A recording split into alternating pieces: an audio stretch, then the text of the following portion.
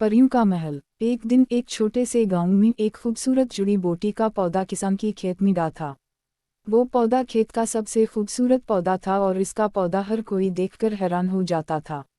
पौधे की पत्तियां सोने जैसी चमकती थीं और इसके फूल की खुशबूदारी का कोई मुवाजना नहीं था। एक दिन एक छोटी सी बच्ची परी पौधे की तरफ आई। वो बच्ची परी बहुत खुश थी और परियों का राजमहल खोज रही थी। वो परियों का राजमहल तलाश करने के लिए परियों के दोस्तों से मदद मांगती है। परियों के दोस्तों ने बच्ची परी को राजमहल का रास्ता दिखाया और कहा, राजमहल तुम्हीं खुशियों की दुनिया का आगाज है। बच्ची परी राजमहल पहुंची और देखी कि वो बहुत ही खूबसूरत और जादुई जगह थी। परियों के महल की दीवारें जमरदों से बनी हुई थीं और दरवाजे पर सोने की ताली लगी थी। राजमहल में परियों की तरह खूबसूरत परियां रहती थीं जो सोने की बंदूकों की तरह जादू करती थीं।